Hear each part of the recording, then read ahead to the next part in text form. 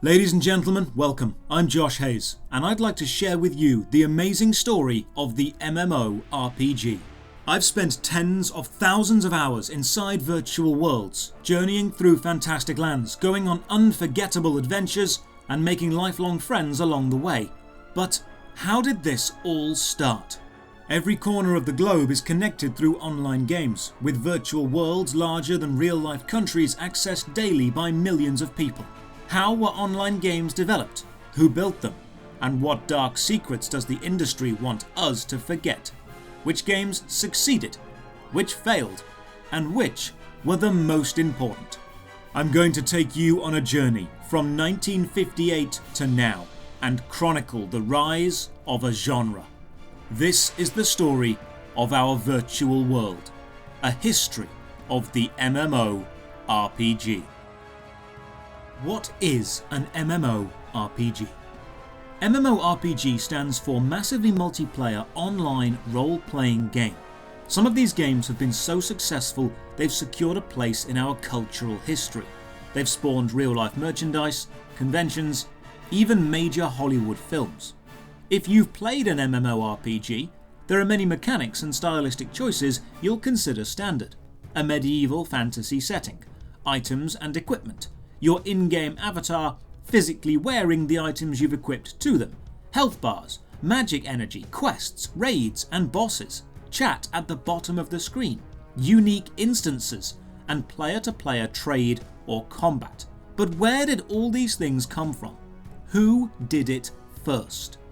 MMORPG games are created and played all over the world and have taken inspiration from every culture and time period. Yet all these different games share a few common traits. Multiple players are able to connect simultaneously to a shared, consistent world. A player will have an in-game representation, usually an avatar or character model. This is their way of interacting with both the virtual world of the game and all its inhabitants, other human players, or characters in-game not controlled by humans, such as enemies or shopkeepers, referred to as non-playable characters, or NPCs. The first M in the acronym MMORPG is massively, so it's not just 2 or 3 players connected at any one moment, it's thousands. The virtual online worlds of these games are able to hold millions of players simultaneously. However, placing millions of players into shared virtual space, with each player able to interact and affect the world, would be chaos. So players are often split over several identical versions of the game world. These different instances of the game are known as shards, worlds, or realms. Each individual instance of a world is held on a server, and when you play an MMORPG, you are connecting your computer to the game's server. The key presses of your keyboard and clicks of your mouse are sent to the server, and your in-game avatar performs the requested action. This is true for every player, meaning the servers for these games handle millions of instructions every second. Players are able to interact in real time with both the virtual world and other players. One of the most attractive aspects of the MMORPG is the social shared experience of the game. You are able to exist and interact within the world, and other players are able to observe you doing this. If I choose to walk around a virtual town, other people can choose to join in with me. The game may contain various levels of complexity, from a simple graphical user interface that allows you to type a message and have that message be seen, to a vast open destructible world that will be experienced and shared. The ability to observe and be observed by other players, then play the game in an interactive way, is a core concept of the MMORPG. The technological infrastructure needed to achieve this is incredibly impressive. But how did it start? What were the first small steps taken into this vast online world? I'm going to examine every game that had an impact on the genre, the cultural significance behind each one, the real-world events they affected, and how they shaped the MMORPG landscape today. In 1958, physicist William Higginbotham created the first computer game, Tennis for Two. Two players would use a controller each, pressing a single button to serve and return a tennis ball, represented by this dot of light on an oscilloscope screen. It was crude and basic, but it was the start of something.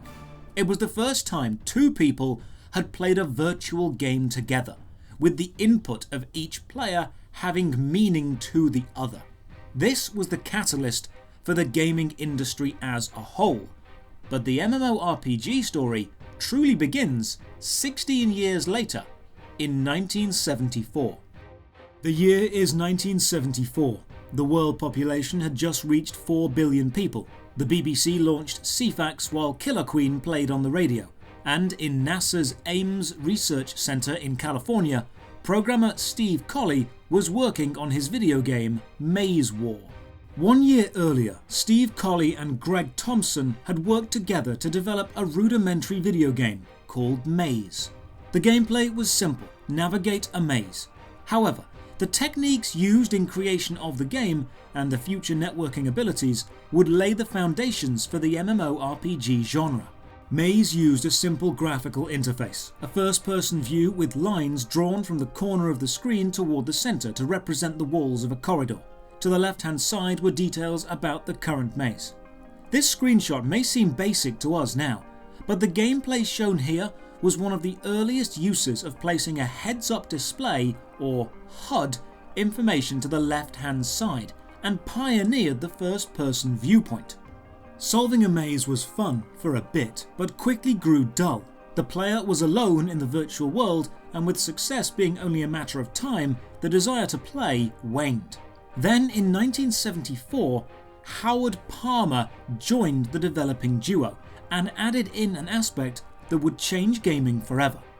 Colley writes, "Maze was popular at first but quickly became boring. Then someone, Howard or Greg, had the idea to put other people in the maze. To do this would take more than one computer, which at the time were not networked together. So we connected two computers using the serial ports to transmit location back and forth." This step of connecting two computers running the same program was the first time a single consistent game world had been played in by multiple players across multiple machines. This process directly connected two computers together, and all game information was shared between the two. When playing any online game, you as a player are generally referred to as the client. Decisions made on your own computer are called client-side, and this networked game of Maize War was the first client-to-client gaming experience. When you discovered another player in the game, they were represented by a unique username. No complex graphics or images, just a text name. The first example of players having in-game names. However, the novelty of adding people soon began to wear off. To survive, the game would need some form of competition. Colley writes more. Soon the idea for shooting each other came along, and the first-person shooter was born. Maize War now allowed connected players to battle. The in-game shooting might not have had the photorealistic graphics we expect today, but it was the first time one player could shoot at and hit another. However, the game was still limited. It required the computers playing it to be directly connected by a physical cable. This would be changed several months later, when Greg Thompson went to study at the Massachusetts Institute of Technology, the world-famous MIT. Working with Dave Lebling, Greg was able to expand Maize War and connect the computer running it up to ARPANET, an early form of internet that was exclusive to educational facilities, such as universities and colleges. Up to 8 computers running Maize War were able to connect to a single central server, which would collect the gameplay inputs from all of them and then relay the information back to all 8. Now the client-to-client gameplay limitation was broken. Clients could now connect to a server, and the server would share all the client's information with all the other clients. With multiple players now involved in a single maze, another feature was added. A server could generate a top-down image of the maze, with accurate locations of all players at any given time. This map could be viewed by other people through the connected terminals. As computers grew in power, Maize War was updated to match. Other players in the game were now represented by an eyeball, and the top-down map view was visible at the bottom or to the right of the screen. The history of Maize War is fascinating and complex, but this is the development aspect we're most interested in. The idea of a central server connecting gamers. At the time, servers were expensive and limited to military or educational use. The idea of an individual owning a private server, allowing for tens of thousands of connections, was at the time impossible. But the technology was potentially there. Maize War had unknowingly created some fundamental rules of gaming. Players had usernames. Players would connect to a central server. Information relating to the game would be displayed on the left-hand side of the screen. A map would be displayed to show player positions. And 11 years later, the fantasy element would be added.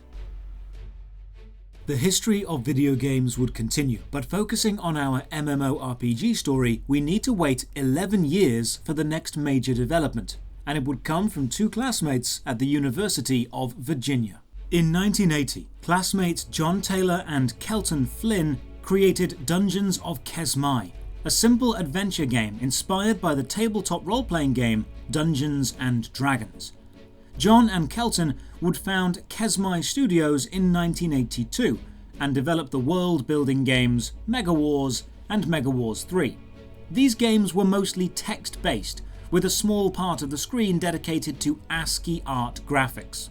Dungeons of Kesmai also used ASCII graphics. ASCII is the process of taking common letter, number or symbols a computer can display and arranging them to look like a picture. It takes very little processing power to do this, as you're effectively only displaying text, not an image. The game was decent for the time, but limited to only one computer. Then, 5 years later in 1985, taking inspiration from the Maize War networking, they released an enhanced version of the game and changed the title to Island of Kesmai.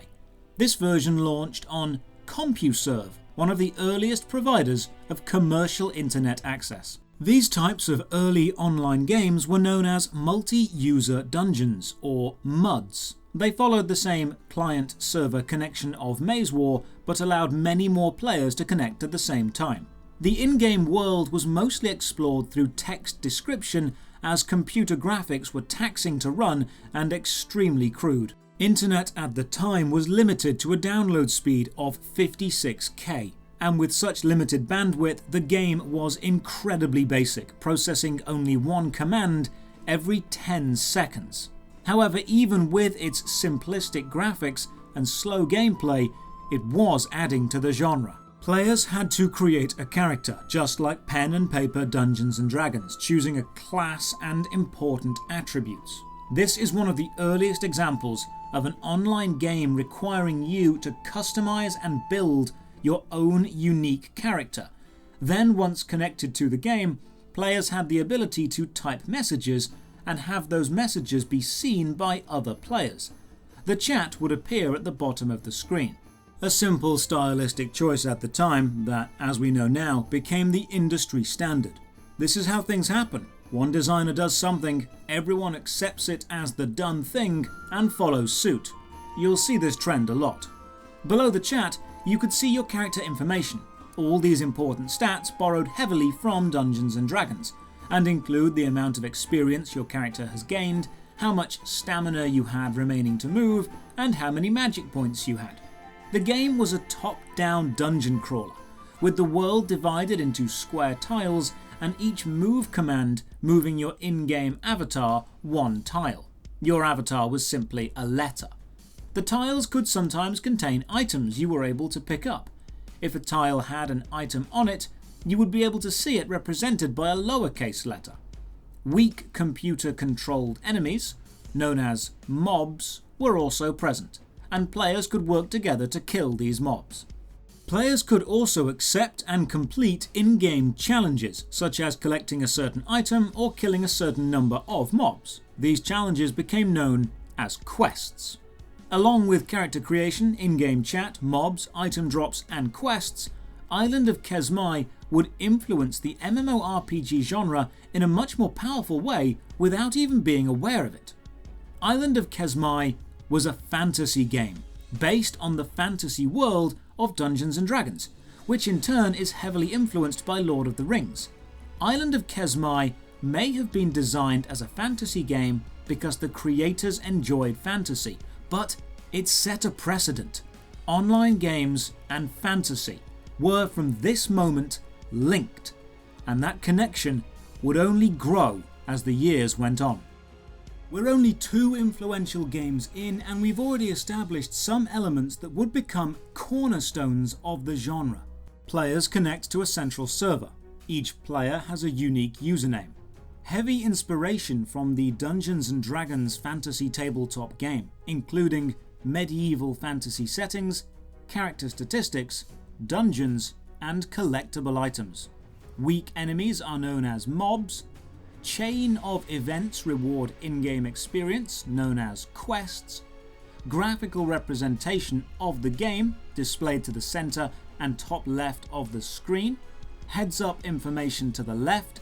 In-game text chat shown to the bottom. You can see by putting all these elements together, we're starting to build what we today know as an MMORPG. Our next major step happens 14 months later, in March 1986. Thank you for watching part 1 of our virtual world, a history of the MMORPG. This project has taken thousands of hours of research, writing and editing. If you're enjoying the journey, you can show your support by leaving a like or a comment, subscribing to the channel, or clicking the bell notification icon. Our virtual world is made possible through the support of my patrons. If you'd like to become a patron, then click the Patreon link below. Thank you for your time, and as always, have a great day.